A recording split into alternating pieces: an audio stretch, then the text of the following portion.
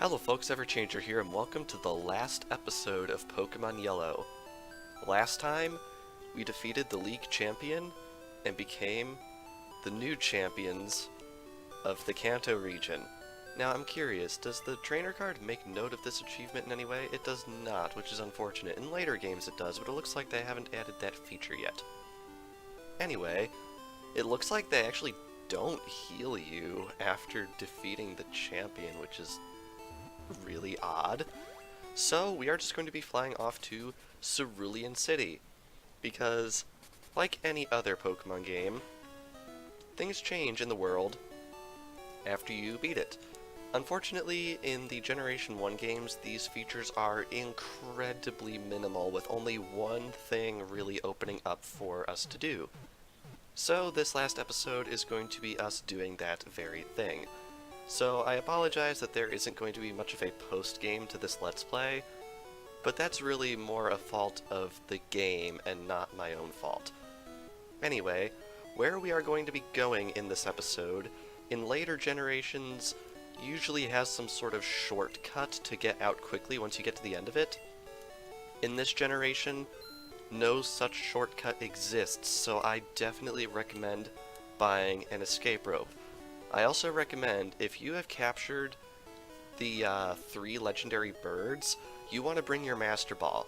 If you have not, and you do not want to use your Master Ball on what we are going to be finding in this episode, then I definitely recommend packing a lot of Ultra Balls and a Pokemon that can inflict paralysis. Just a heads up. Anyway, we want to walk all the way up here onto Route 24, and then loop around this way, and I think this is where our stash of Super Repels is going to come in handy. So we're going to throw up a Repel, head right on down here, and then we of course have to surf.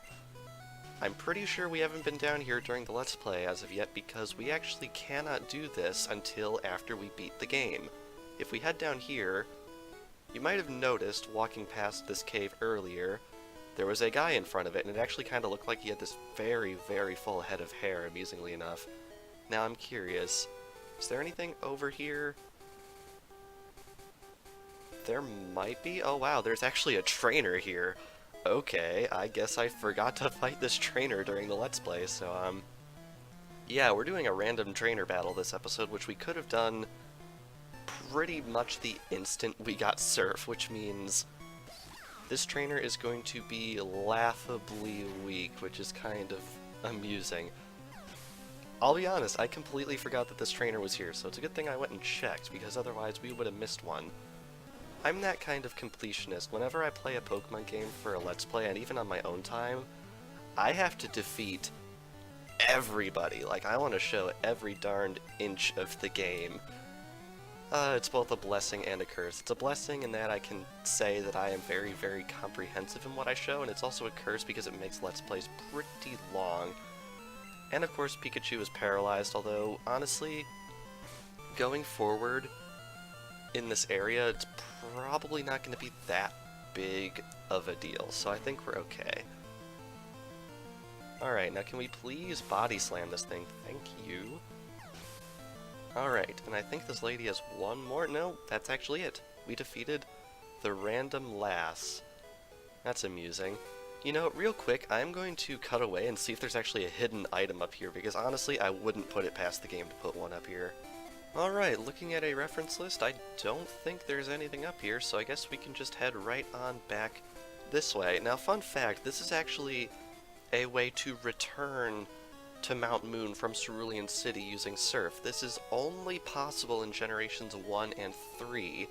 In Generations 2 and 4, that would actually result in a pretty big sequence break, so you're actually not allowed to do it in those games, which is pretty interesting. Anyway, without further ado, let's head on in to Cerulean Cave. Now, this area is very, very interesting. This area is actually completely different in its layout depending on what game you're playing. Red, Green, Fire Red, and Leaf Green have one layout, Yellow has another layout, and Heart Gold and Soul Silver have yet a third layout, and I think the English Red and Blue actually have their own exclusive layout. it's kind of ridiculous how many different layouts this area has. Like, sheesh. Anyway, we are going to be going through this area, and it's actually deceptively linear. Aside from little side quests to grab items like this max elixir right here, it's really quite a linear path, so we actually don't have to worry too terribly much about getting lost. I am going to be showing every single item I can show, which is hopefully all of them. Anyway, right here, this will take us up to floor number 2. Now this is where it gets pretty famous, this area, because of these crazy, crazy maze-like layouts right here. Right there you have a free Ultra Ball, which is really nice. And then if we loop down this way, and our repel wore off, which is unfortunate, but also to be expected, to be honest. Alright, throw up another super repel right there, loop right around this way, and oh dear. 57? Oh, come on. And of course, since we're paralyzed, we're not gonna have too much of an easy time running away from this thing. Can I really just not escape? You know what? Fine. Thunderbolt. But yeah, as you might imagine, since this area is only available right after you beat the game... Oh yeah, I forgot about that. I don't know if this happens in later generations, but I think it was Mist that Golbat just used. It cures all status afflictions. I'm not sure if that's a thing in later generations, but I'm like 99% sure it's not. But yeah, there's going to be some very, very strong Pokemon in here, so you want to definitely stay on your guard. So I'm going to loop around this way, I think, and right here we have a hidden PP up. I honestly don't have anything I plan on using that on, but in case you have something you want to use it on, and you're playing along with me, definitely something worth considering. Anyway, gonna loop right around this way, and it's gonna zigzag again and bring us all the way up here to this ladder. Take this ladder and we are back down on the first floor, which is definitely an interesting phenomenon. So we are going to come right over here and use Surf. We are going to be changing floors a lot in this dungeon, so it can be a little difficult to keep track. Anyway, right here we can grab a rare candy. Again, I don't have much use for this, considering this is the last episode and there will be no more episodes after this, but in case you want it and have something you want to use it on, definitely grab it. And right here we have another hidden PP up. There's actually 3 of them in this dungeon total, and we've already gotten 2 of them. So yeah, I think we're making some pretty good progress. Alright, next up we want to loop around this way, I think we want. We head right down here, and there is a full restore, which is another really, really nice item. Now, one thing worth noting about the Generation 1 Pokemon games, once you have beaten every single trainer in the entire game, the only real way to get money... In fact, I think there's only 2 ways, period, to get money after you've defeated all the trainers. That is to use Payday, which is a really slow method, and that is to defeat the Elite Four over and over. Unlike in a lot of later generations, the Elite Four in this game does not get any stronger after you've defeated them one time. So, you're basically going to be fighting the same Elite Four that we fought the last episode, so I figure there's no reason to show that rematch. It's kind of funny, I think this is the first Pokemon Let's Play I've done where showing that rematch would not be necessary. Anyway, level 60 Ditto. What the heck, right? Now, fun little fact about Ditto, you might notice that it was found in the Celadon Mansion, the same place where experiments to clone Mew were held. Right there we have a Max Revive. It is a relatively popular fan theory, given that Mew and Ditto can both learn Transform and they are the only Pokemon to do so. It is a very popular fan theory that Ditto is actually a failed attempt at cloning Mew. I don't know how much stock I put in that theory, but I do find it really interesting and thought-provoking. Just another little bit of lore that happens from Cinnabar Island. I like that when a game inspires you to sort of think outside the box regarding its lore, something it doesn't actually explain to you straight up. Now, for some reason, there's gloom in here. Really don't know why. Anyway, down here, I didn't even mention it, there's another rare candy, which is really, really nice, which means that in all of Pokemon Yellow, there's a total of 14 rare candies. Unfortunately, one of them is missable, because one of them is on the SS Anne. Anyway, I don't think there's actually anything to the north right here, so we're going to be heading down this ladder, and then looping right around this way, down this ladder, and we are now in the basement, and I think this is the first time we've been in the basement thus far. And I think this is actually the only entrance to the basement. Oh my god, there's actually a wild Chansey here. That's an interesting one. Now, some people might find this sacrilegious, but even though Chansey is a very rare Pokemon, I'm going to be running away from this because, as I said, last episode of the series, no real intention to come back to this save file after the series is concluded. So, yeah, I just did the most sacrilegious thing a Pokemon player could do. I just ran from a Chansey. Oh, I'm terrible, aren't I? Anyway, gonna run away from that Ditto, and right around here, there's going to be another item, but unfortunately we have to fight another level 60 Ditto. Since we're in the basement here, this is basically the end area of the dungeon, so we're going to be seeing some very powerful Pokemon here. Got a Max Elixir, which is nice, and please stop. Now, the funny thing is, I'm wondering if Ditto and Chansey are like the 65, my god. I'm wondering if Ditto and Chansey are the only Pokemon higher leveled than my Pikachu in this area.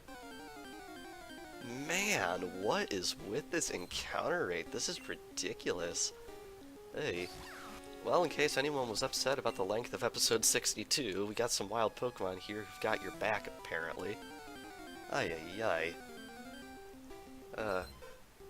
Unfortunately, in this game, Ditto is pretty useless, although I think it is the root of a few glitches just due to its nature. In later games, Ditto becomes a lot more outwardly useful.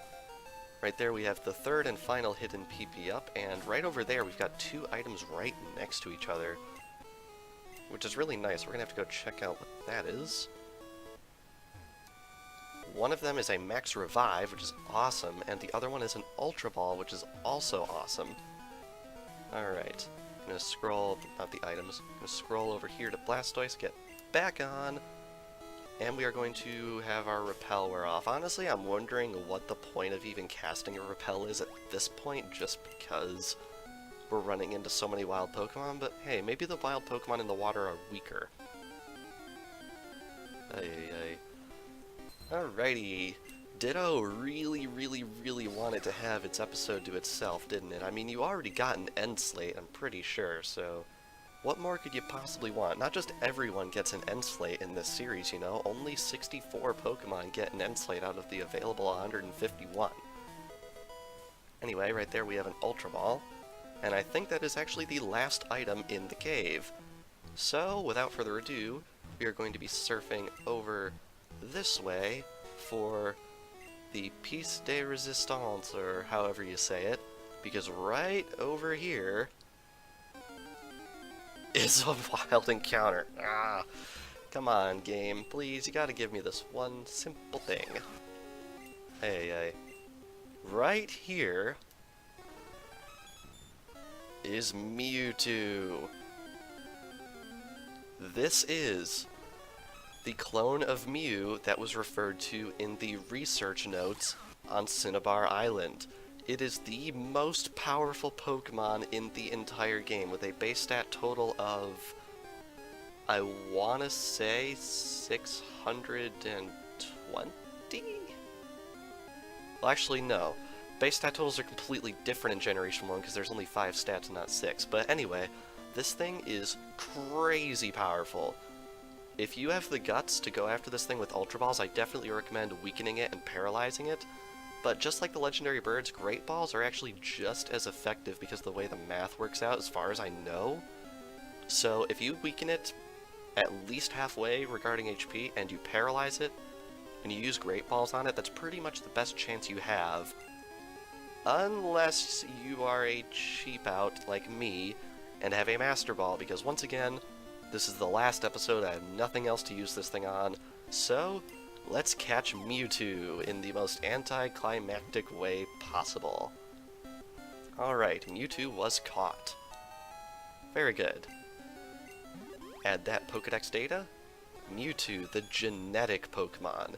6'7" and 269 pounds. This thing is no pushover, because you literally cannot push it over. Its DNA is almost the same as Mew's. However, its size and disposition are vastly different. I don't think we'll give a nickname to this particular Mewtwo, but perhaps in a later Let's Play we might catch another Mewtwo. I honestly have no idea. And that's it. No special cutscene or anything, it's just capture Mewtwo. Not Mew. Capture Mewtwo, and that's literally the only post-game thing in Pokemon Yellow. So I think with that, we are going to be using an escape rope, and we are going to be sending off this series in style.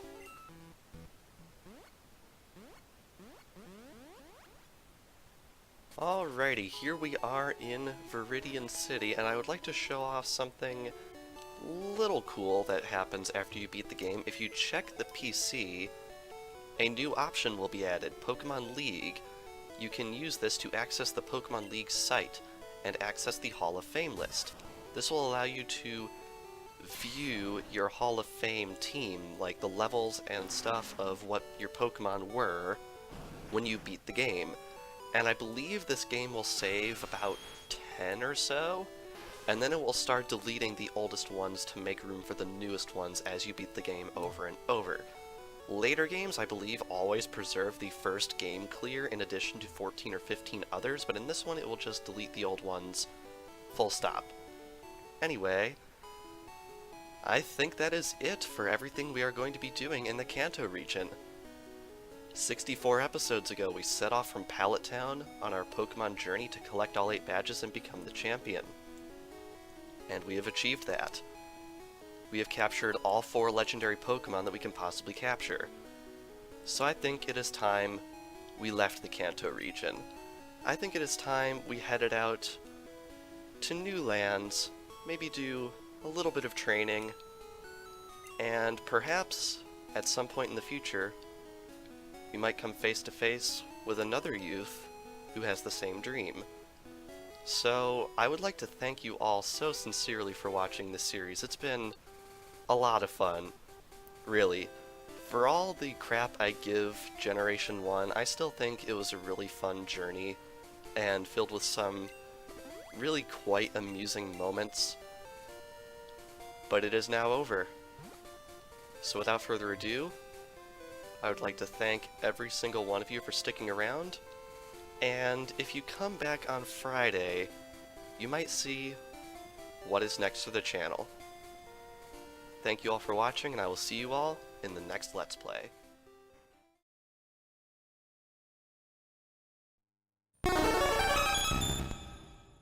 Mewtwo 遺伝子ポケモン高さ 2.0 メートル重さ 122.0 キログラム研究のために遺伝子をどんどん組み替えていった結果凶暴なポケモンになった